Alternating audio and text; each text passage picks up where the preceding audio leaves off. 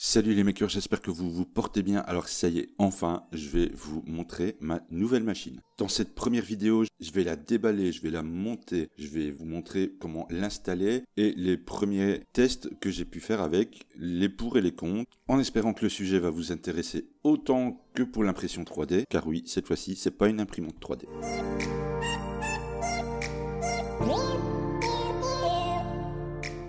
Alors vous l'aurez compris avec la miniature ou pour ceux qui me suivent sur ma page ou sur mon compte Instagram, je n'ai pas racheté une deuxième imprimante 3D mais bien une graveuse laser. Alors avant de commencer le déballage, le montage et tout ça, je suis bien obligé de vous mettre un petit peu en garde sur l'utilisation de cette machine. On le dit souvent mais une fois de plus n'est pas de trop. Une graveuse avec un laser, c'est pas un jouet, c'est pas une machine qui va pouvoir tourner toute seule sans surveillance. Ça peut créer des incendies, bien plus qu'avec une imprimante 3D, même si c'est risqué aussi. Il va falloir aussi vous protéger un petit peu plus, surtout au niveau des yeux. Alors, je vous mets un petit exemple de risque qu'il peut y avoir de ne pas se protéger. J'ai choisi la photo la moins trash que j'ai pu trouver pour l'exemple. Tous les petits points qu'on peut voir, ce sont des brûlures au laser. Donc, on est obligé, du coup, d'avoir un look d'enfer lors de l'utilisation de cette machine.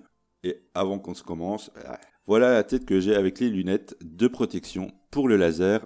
J'adore.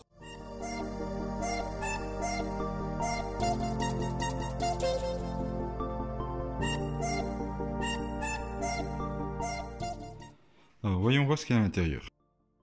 Déjà, ça, hop, ça dégage. Alors, un manuel d'utilisation et de montage avec une description de la carte. On verra si c'est bien celle-là qu'il y a dessus. Installation du logiciel. Alors, laser GRBL. Ah ben c'est parfait, c'est justement celui que j'ai déjà téléchargé. Et un petit mode d'emploi sur comment graver avec la machine. Qu'est-ce qu'il y a donc? Alimentation. On va déjà la sortir. Ça fait quand même son poids. Alors, un adaptateur micro SD et une carte SD. Alors cette fois-ci, je regarderai avant. C'est 256 mégas, donc il n'y a pas grand chose dessus. Mais je regarderai avant ce qu'il y a dessus pour pas me faire avoir comme avec la Alpha où j'ai regardé après et il y avait un manuel bien plus détaillé pour le montage. Il y a plein de sachets avec des vis, une courroie, toutes les pièces du montage. Alors, on va laisser ça dedans en attendant, histoire de voir comment ça se monte. Ici, ce sont les moteurs.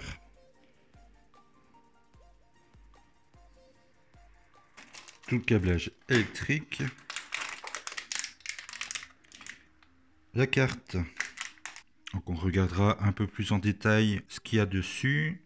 Alors ici, il y a encore des plaques en plexi et des vis. Ça correspond, vu ce que j'ai déjà regardé, certainement au placement de la carte mère pour la poser sur la machine. Il y a de l'outillage, une clé, des clés Allen, tous les galets.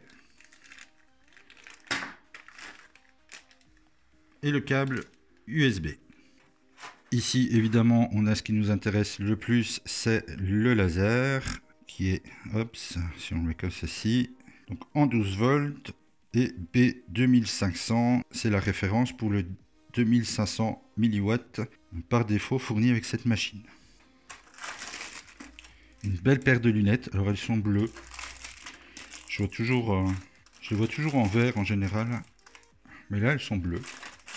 Et puis ici on a tout ce qui est profilé. Voilà. J'espère que ça va pas être trop compliqué à monter. On va essayer de faire ça correctement. Et j'espère que ça me prendra moins de temps que quand j'avais monté la Alphawise la première fois. Alors, au niveau du montage, eh bien, tout simplement, je vais pas vous décrire pas à pas tout ce qu'il y a à faire pour monter la machine, car en fait, si vous suivez le manuel de montage qui est fourni sur papier ou celui qui est fourni sur la carte SD, normalement, vous devriez vous en sortir, mais vraiment très facilement. Du coup, je vous propose, pendant que je fais tourner la vidéo ici sur son montage en accéléré, de vous parler un peu justement tout ce qu'il y a autour de la carte SD, du contenu de la carte SD, des petits couacs que j'ai pu pu rencontrer lors du montage et comme ça peut-être vous les évitez si vous décidez de prendre une machine de la sorte et quelques petites astuces en plus pour vous faciliter encore un petit peu la vie. Alors au niveau de la carte SD, vous allez voir elle est vraiment très bien fournie. Il y a vraiment dessus, malgré que la carte ne fait que 256 mégas, vous allez retrouver donc dessus un fichier PDF avec les instructions, donc c'est en gros une copie du format papier qu'il y a dans la boîte. L'avantage c'est qu'on peut zoomer sur des parties qu'on aurait du mal à voir ou à identifier sur la version papier. Il y a même une version vidéo du montage. Alors par contre on voit que le gars il est habitué parce que ça va à une vitesse, mais en repassant en boucle quelques petits passages, ça aide fortement au montage. Vous allez aussi retrouver dessus tout ce qui est driver USB pour Windows. On va retrouver le software Laser GRBL. Alors vous pouvez installer celui-là si vous voulez. De toute façon, au premier lancement, il va vous proposer une mise à jour. Vous avez la possibilité de faire la mise à jour de la carte pour GRBL. Et il y a même dessus les drivers pour l'écran TFT d'une MKS si vous voulez en rajouter un dessus. Mais ça, j'en reviendrai bien plus tard parce que c'est peut-être un truc qui va me tenter dans le futur. Niveau montage en lui-même, j'ai pas rencontré de difficultés particulières. Par contre, vous risquez d'avoir des petits soucis si vous suivez vraiment à la lettre le plan de montage, surtout sur la fin. Sur la fin de l'installation, vous allez placer les axes sur la machine, les courroies, les moteurs pour entraîner tout ça. Seulement c'est un peu compliqué. Sur une imprimante 3D, c'est relativement facile, du moins sur une simple, comme la AlphaWise U30 par exemple, parce que vous n'avez qu'un moteur par axe. Ici, l'axe Y, lui, possède 2 moteurs.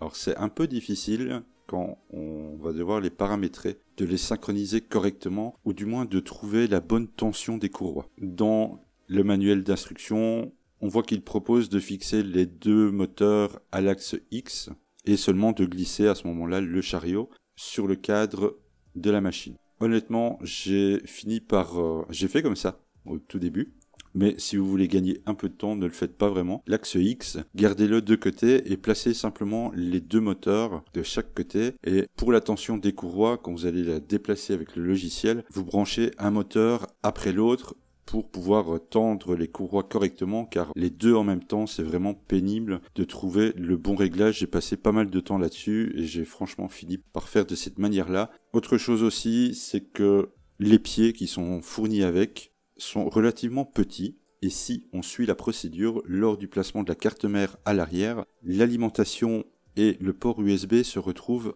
la tête en bas. Ce qui pose un petit souci, si vous posez ça comme moi, je vais vous montrer après sur un meuble, c'est que rien que le câble de l'alimentation est un peu trop grand et vient pousser contre mon bureau. Donc la stabilité n'est pas parfaite à l'arrière, donc j'ai retourné la carte pour le moment avec le port USB et son port d'alimentation vers le haut. Alors je pense que dans le futur, même pour les essais de gravure que j'ai fait, je vais me réimprimer de nouveaux pieds beaucoup plus hauts pour pouvoir remettre la carte, la tête en bas, les connecteurs en bas. Et une autre petite chose aussi, si vous avez l'occasion, vous le voyez un peu dans le montage, c'est que je déplace très facilement la machine, étant donné que les pieds sont dans un espèce de, c'est de l'acrylique, du plexi, ils sont très glissants. Donc il suffit de toucher un petit peu la machine et hop, elle glisse très facilement. J'ai donc rajouté des petites mousses antidérapantes en dessous, qu'elle ne bouge plus sur mon bureau. Donc voilà, ça c'est 2-3 petites astuces que je peux vous donner pour le montage, ou sinon dans l'ensemble, j'ai mis à peu près une bonne heure et demie, je pense, pour l'installer. Mais je n'ai pas rencontré de difficultés particulières au niveau du montage. Franchement, je vous dis, le manuel de montage,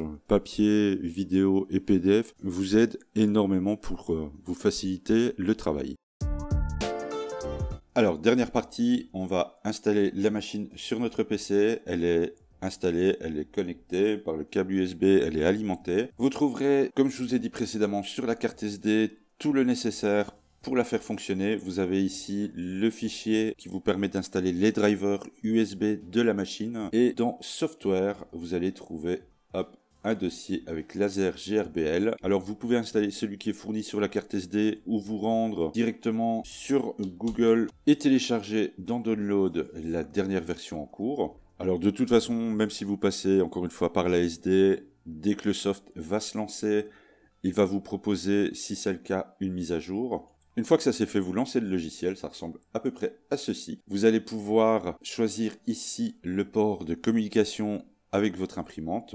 Alors moi ici, il correspond au port comme neuf. La vitesse en baud de 115 200 et tout simplement de faire un connect. Vous aurez ici la version de GRBL qui est installée sur la carte MKS et ça veut dire que cela fonctionne. Alors je vais essayer en même temps de vous montrer comment ça se passe pour le faire fonctionner, comment graver une toute première fois. Il va juste falloir, avant de commencer, car moi j'ai un petit peu galéré là-dessus, je comprenais pas pourquoi, mais entre ce que j'avais d'affiché au niveau des tailles et ce que la machine faisait, il y avait une différence de dimension. Alors je vais pas rentrer dans tous les détails de la configuration, j'y reviendrai dans d'autres vidéos, mais au moins que vous puissiez commencer à graver correctement avec. Dans le menu ici, GRBL, vous allez venir dans GRBL configuration. Ce sont en gros tous les paramètres de la machine et on va pouvoir modifier directement les informations dessus. Il va falloir lui dire que c'est bien une machine qui fonctionne avec un laser. Donc il suffit de cliquer 2 fois dans la zone qu'on veut modifier. Par défaut, elle était à 0, vous le passez en 1, vous validez. Les 3 ici correspondent au step moteur. Donc de l'axe X, Y et Z. Clairement, sur celle-ci, il n'y a pas d'axe Z, donc on s'en fout un petit peu. Le plus important sont surtout les deux valeurs X et Y. Par défaut, ils étaient à 400. Alors j'ai utilisé l'application que j'ai créée il n'y a pas longtemps, qui se trouve toujours dans la description pour calculer les steps des axes. Le principe est exactement le même que pour l'impression 3D, donc c'est-à-dire qu'il va falloir graver ici une forme en 2D. Donc vous pouvez par exemple créer un carré de 100 par 100 mm, par exemple, de lancer la gravure, de mesurer chaque côté du carré et par rapport à ça, vous reprenez le même système, vous rentrez les valeurs dans l'application et vous aurez les steps à rentrer ici au niveau des moteurs pour l'axe X et Y. Ici, un peu plus bas, vous avez la zone de gravure. Pour cette machine, c'est une 400 mm sur 300 et à partir de là, vous venez cliquer sur Write. Alors ici, il n'y a pas de changement, donc il ne va pas l'écrire, mais il enverra directement les informations dans la carte mère et vous serez bon pour la suite. Maintenant que c'est fait, on va faire un test de gravure. Encore une fois, je referai d'autres vidéos plus détaillées sur la préparation des images et puis il faut aussi que je m'y fasse. Je fais pas mal de tests avec, je vais vous mettre quelques photos d'exemples à la fin sur ce que j'ai déjà pu obtenir, mais on va en faire un ensemble. Alors pour ce faire, j'ai mis un morceau de carton juste pour l'exemple et je vais aller chercher une image à graver, quelque chose de très très rapide juste pour vous montrer en gros le fonctionnement de la machine. Je vais prendre ici mon image que j'ai prévue pour mon miroir. Alors vous avez différents modes de gravure, soit le tracé ligne par ligne. Alors si on vient ici, aperçu des lignes, c'est un espèce de balayage continu où le laser va être en on ou off tout simplement. Vous avez un bit NB pointillisme qui est à peu près la même chose, mais vous le verrez dans les exemples en photo, qui là en fait va faire des points par point. On peut vectoriser, alors c'est cet exemple là qu'on va utiliser ici pour vous montrer comment ça fonctionne. Je vais juste l'inverser. Vu que là, je vais faire la gravure sur un carton et non pas sur le miroir. Vous faites suivant. Vous avez ici la vitesse du traçage des bordures. Alors, je vais l'augmenter un petit peu pour l'exemple. Vous avez la taille désirée. On va faire, allez, un 5 cm de côté. Dans le S-min, S-max, c'est la puissance minimum du laser, donc c'est 0. Et la puissance maximum qui est 1000. Ici, ça va pas changer grand-chose, étant donné que c'est une image que j'ai mis en vectorisé. La puissance du laser restera à 1000, vu que celui-ci va s'allumer pour le tracé tout au long de la gravure. Il n'y a pas de dégradé ni quoi que ce soit d'autre à faire. Une fois que c'est validé, vous créez le fichier et voilà le résultat dans Laser GRBL. On peut voir ici une petite croix qui définit le point de départ. Alors c'est une chose qu'il ne va pas falloir oublier de faire à chaque fois. Et je vais me mettre un post-it quelque part avec as-tu appuyé sur la touche Home. Je me suis déjà planté quelques fois à cause de ça. Vous allez pouvoir ici avec les flèches donc déplacer votre laser sur votre zone d'impression. Alors si je clique ici, on le voit légèrement bouger. Vous pouvez augmenter les steps de déplacement et le faire bouger comme ceci et l'amener là en gros où vous voulez que ça démarre. Alors vu que j'ai besoin de voir mon laser, je suis obligé, encore une fois, de mettre mes belles lunettes de protection pour ne pas avoir de soucis. Et le rendu, je vais essayer de vous montrer un petit peu après, c'est que du coup, tout ce qui est bleu est filtré, ce qui complique un peu les choses. Plus tard, elle bougera de cet emplacement-là, parce que c'est vraiment pas pratique de continuer à travailler sur le PC avec les lunettes là, étant donné que ça filtre tout ce qui est bleu, et on voit pas grand-chose. Donc là, ici, pour l'exemple qui va être assez rapide, je vais allumer donc le laser pour avoir une idée de l'endroit où la gravure va commencer. Je vais le déplacer. Là, c'est évidemment beaucoup trop loin. Je vais diminuer ici sa vitesse de déplacement pour le ramener, voilà, comme ceci à peu près, ça devrait être bon. Je vais le décaler un petit peu, voilà. J'éteins donc le laser, j'en ai plus besoin, et c'est surtout ce petit bouton là qu'il ne faut absolument pas oublier avant de lancer la gravure. C'est que comme vous pouvez le constater, la petite croix, alors je l'ai éteint, je peux soulever pour voir où elle se trouve, elle est en dehors du champ. Il faut cliquer ici sur ce petit globe pour ramener la croix au point de départ, donc lui dire que cet endroit-là sera le point home. Une fois que c'est fait, vous avez une petite estimation ici qui est de 25 secondes pour graver cette forme. Alors j'ai toujours mes lunettes, on peut lancer la gravure. Et c'est parti. Alors moi je ne le vois pas du coup à l'écran à cause de cette paire de lunettes, mais normalement vous devriez voir une croix se déplacer sur mon écran. Je suis incapable de voir où se trouve la souris. Ah ça y est, je la vois. Une croix doit se balader ici quelque part sur l'écran pour vous montrer l'avancement de la gravure. Le temps de le dire, elle était déjà terminée. Et à côté, vous avez pu voir le G-code qui est envoyé en temps réel vers la machine. Maintenant que la gravure est terminée, le laser est éteint. Hop, je peux retirer ça et je revois à nouveau la croix bleue. Mais voilà, en gros, normalement maintenant, vous avez la machine fonctionnelle. Vous allez pouvoir faire plein de trucs avec. Moi, je vais vous montrer ici quelques exemples que j'ai déjà réalisés avec ces graveuses. J'ai déjà imprimé quelques photos pour essayer donc en pointillisme. J'ai fait quelques tests de découpe. Alors évidemment, c'est un 2500 mW. Il ne faut pas s'attendre à faire des découpes énormes, mais pour des petits cartons, des trucs comme ça marche très très bien. Moi, c'était pas mon intérêt premier. Il faut penser aussi à avoir une bonne ventilation autour de la machine. Donc comme vous pouvez le voir sur le côté, j'ai fait avec ce que j'avais sous la main, c'est-à-dire un vieux ventilateur de PC. J'ai modélisé grâce à Fusion 360 une boîte pour l'intégrer à l'intérieur et un adaptateur à l'arrière pour pouvoir placer la gaine de 100 mm. Alors j'ai placé ce fichier sur Thingiverse si ça intéresse certains, et dedans vous allez même retrouver le fichier Fusion 360 si vous voulez y apporter des modifications. Alors je l'ai imprimé avec ce filament, le Sakata 3D qui est donc du HR 870 pour avoir une plus grosse résistance et ne pas être ennuyé avec les soucis d'ABS. Vu que mon caisson n'est toujours pas adapté pour l'ABS, j'ai opté pour ce filament là. Je vous le mettrai aussi en description car il s'imprime vraiment super bien. Je ne sais pas si d'autres connaissent cette marque là, mais en tout cas j'ai testé et j'en suis vraiment ravi pour ce genre de truc. C'est vraiment hyper résistant.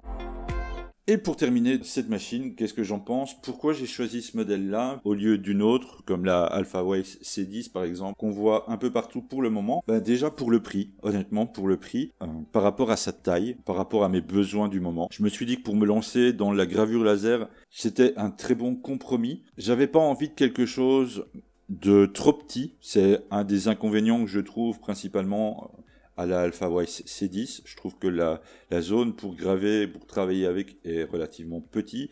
Les projets que j'ai en tête avec demandent une surface de gravure beaucoup plus grande. Je pense par exemple à la porte du caisson de mon imprimante. J'ai envie de faire un dessin dessus et de le graver dessus. Alors je suis une quiche en dessin, donc si jamais il y a quelqu'un d'intéressé pour me faire un beau dessin, genre style coloriage ou à graver sur la porte de mon imprimante, vous êtes les bienvenus. Donc il y a ça. Niveau taille, elle fait 45 sur 40 cm. La zone est un peu plus petite, c'est 40 par 30. Et ça reste quand même relativement grand. Il y avait la possibilité de l'avoir de plusieurs zones dont la Tchéquie. Je l'ai donc reçue en une semaine, ce qui est extrêmement rapide. Je la voulais pour Noël et au final, je l'ai eu bien avant Noël. Je voulais quelque chose d'évolutif, c'est-à-dire que je puisse modifier par la suite, rajouter quelques petits trucs, ne pas être embêté par des logiciels complémentaires encore et encore pour pouvoir la configurer. Je pense surtout à ceux qui ont des machines en Arduino, où là, il faut faire la compilation soi-même et tout, que ici, la carte fournie avec est une MKS DLC, je l'ai déjà répété plein de fois durant cette vidéo. Mais pourquoi elle est intéressante? Tout simplement car déjà de base, vous avez ici les 3 moteurs qui nous intéressent, donc le X, les 2 Y. Il y a la possibilité par la suite de rajouter un moteur en Z, ce que je ne ferai peut-être pas spécialement sur celle-là, mais c'est possible de le faire pour la transformer en fraiseuse. Il y a tout le nécessaire ici, donc pour brancher le laser, plus la partie qui fait la gestion de puissance et qui nous permet du coup de faire des dégradés de gris lors de la gravure. On a ici de l'autre côté des branchements pour des end-stop, donc qui va permettre par la suite lors du homing tout simplement de ne pas regarder, de ne pas faire attention, de ne pas avoir peur d'aller trop loin, vu qu'avec des end-stop elle se stoppera toute seule comme un home sur une imprimante 3D.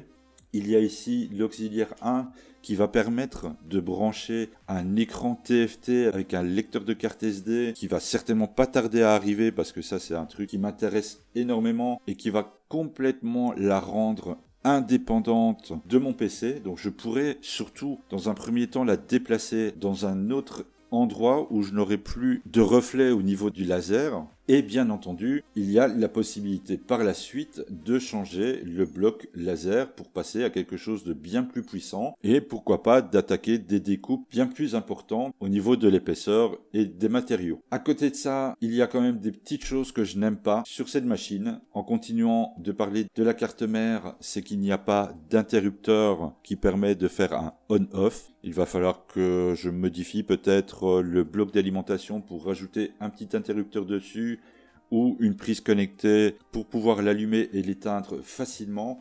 Je n'aime pas les pieds. Déjà, je les trouve trop petits niveau hauteur. Comme je vous ai dit, du coup, ça m'empêche de mettre la carte du bon côté, donc avec les connecteurs d'alimentation et USB vers le bas. Donc, je vais en faire certainement avec l'imprimante des plus hauts, un petit peu plus haut, pas grand-chose, peut-être 2 cm, 2 ou 3 cm. Ceux fournis avec, du coup, sont très glissants. Si vous avez le malheur de toucher la machine par erreur ou de vouloir déplacer quelque chose, vous allez voir que la machine va glisser très rapidement et ça va peut-être vous empêcher de refaire une deuxième passe facilement ou voilà, il faudra du coup refaire le home. Par contre, à côté de ça, elle est extrêmement silencieuse, on n'entend pas le bruit des moteurs, il n'y a qu'un ventilateur sur le laser. Je vais vous mettre ici en dessous le nombre de décibels que j'ai au niveau du bruit. Alors évidemment, ça ne va pas m'empêcher de continuer des vidéos sur l'impression 3D, que du contraire, je l'ai pris un peu aussi dans ce but-là, c'est de pouvoir me faire des objets qui vont se compléter. Alors j'espère que le sujet va vous intéresser, car je vais essayer de vous partager avec vous aussi mes expériences maintenant avec cette graveuse laser, que ce soit au niveau des découpes, des astuces que je pourrais trouver pour graver certaines images, certaines découpes sur les matières différentes. Enfin bref, il y a pas mal de choses à faire déjà comme ça avec cette machine. Donc il y aura certainement bientôt le passage en standalone de cette machine. Enfin bref, il y a vraiment beaucoup de choses. Alors si vous avez des idées, des conseils, comme par exemple un logiciel autre que Laser GRBL, personnellement j'en ai vu qui permettait par exemple d'avoir plusieurs types d'instructions. Donc une couleur qui correspond pour la gravure, une deuxième couleur qui correspond pour de la découpe, ce genre de choses. Si vous connaissez des noms de logiciels qui font ça gratuitement, ça m'intéresse beaucoup d'avoir vos retours en commentaire. Alors évidemment, tous les liens se trouvent en description. Je vous ai mis le lien de cette machine si elle peut vous intéresser. Alors oui, effectivement, ça sera un lien d'affiliation qui ne change absolument rien pour vous. Moi, j'aurai un petit retour sur ce qui sera tout simplement vendu. Ça me permet d'avancer. Et du coup, je vous dis à bientôt dans une prochaine vidéo.